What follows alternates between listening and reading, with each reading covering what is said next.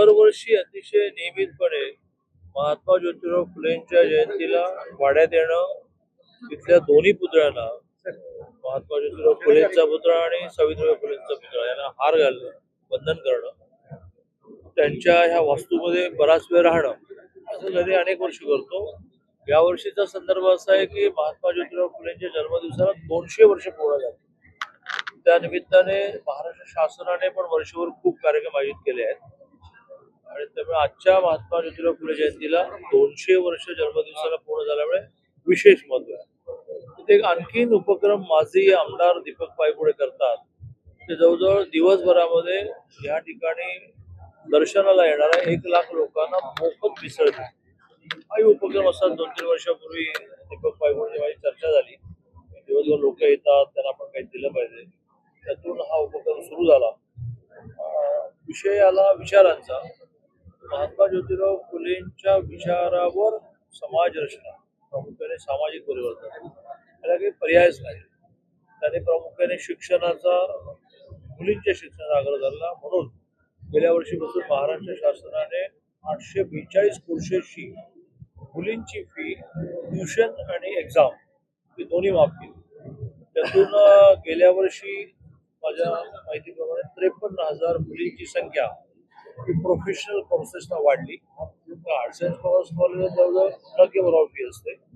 मुलींचं येणं कमी असतं ते पॉलिटेक्निक, इंजिनिअरिंग, मेडिकल, आर्किटेक्चर याला.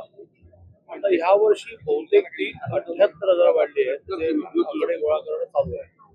त्यामुळे मुलींचं शिक्षण याचा जो फुलेंचा आणि फुलेने आग्रह धरल्यामुळे सावित्रीबाई फुलेंचा आग्रह होता, त्यात महाराष्ट्र शासनाने मोठी स्टेप घेतली. 6,000 रुपये दरमहा म्हणजे 10 महिन्याचे 60,000 रुपये निर्वाह बंद द्यायला सुरुवात केली. आणि पुढच्या वर्षीपासून बहुधा कमवा आणि शिका नावाची जी योजना आहेच ती थोडी अधिक स्ट्रेंथन करून 5 लाख मुलांना दरमहा 2,000 रुपये कमवा शिकामध्ये देता येईल का, की जे फी माफी आहे, हॉस्टेलचे निर्वाह भत्ता मध्ये देतात, एक 2,000 रुपये ऍडिशनली त्यांना त्यांच्या खर्चासाठी असावे. प्रयत्न झाले आहेत योजना. ती सगळे मिळून महाराष्ट्रामध्ये 40-50 हजारांना असेल. ती थोडी स्ट्रेंथन करून 5 लाखापर्यंत करण्याचा प्रयत्न आहे. तर फुलेंचे विचार जात मानू नका, अंधश्रद्धा मानू नका, महिलांचं शिक्षण करा, या विषयावर महाराष्ट्र शासन अतिशय वेगाने वाटचाल करतात. दादा, हे सगळं खरं आहे, पण गेल्या 3 वर्षात एकही पुस्तक निघलं नाही. पेपरला जरा अभ्यास करायला सुरुवात करा. पेपरला आले अभ्यास करा ना. पेपरला तर कसं छापतो? काय काय आले? आम्ही दरवेळेला उठून तुमच्यावर आक्षेप घेत नाही, पण तुम्ही काही छापायचं नाही. मी तुम्हाला आता देवळणकरला फोन लावून शासनाचा खुलासा काय खुलासा कशासाठी करायचा? तुम्ही काही छापायचं, रोज खुलासा करतो. असं कसं झालं? छापून आले ते खोटं आहे करायचं. गेल्या वर्षी इथेच भुजबळाच्या उपस्थितीमध्ये एक नवीन ग्रंथ प्रकाशित झाला. तो ग्रंथ भुजबळांनी मागणी केली स्टेजवर, मी लगेच मागणी केली. 100 रुपये द्यायला सुरुवात केली. 100 रुपये इतक्या किमतीमध्ये इतका मोठा ग्रंथ मिळतो म्हणून लोकांनी खरेदी केली. त्याच्यातून समजा किंवा मध्ये बुक फेस्टला आपला जो सरकारी स्टॉल लावतो तो फार सेल झाला. असं आहे की तुमचं प्रायव्हेट जरी प्रकाशन असलं तर एखादं पुस्तक छापायला काही वेळ लागतो की नाही, कळायलाही लागतं संपल्यावर.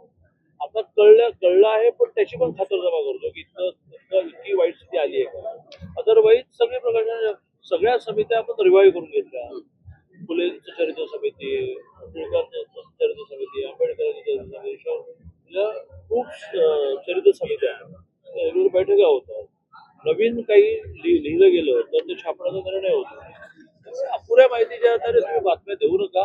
आणि तुम्ही अपुऱ्या माहितीच्या आधारे दिलेल्या बातम्यांचं स्पष्टीकरण द्यायला मला वेळ नाही. खानवडीच्या शाळेचं आज उद्घाटन आहे. या ठिकाणी गरीब मुलांना मोफत शिक्षण मिळावं अशा पद्धतीचं सोहळा यांचं म्हणणं आहे. देखील त्या ठिकाणी शासनाच्या धोरणात काही असे ठराविक विद्यार्थ्यांना प्रेरित दिले जात आहेत अशी काही माहिती त्यांच्याकडे आहे. आज त्याचं उद्घाटन आहे. मी चाललो तर इथे माहिती घेतो आणि स्वतः मुख्यमंत्री महोदय येणार असल्यामुळे जर काही चुकीचं चाललं असेल तर ते लगेचच करेक्शनचे आदेश देतील.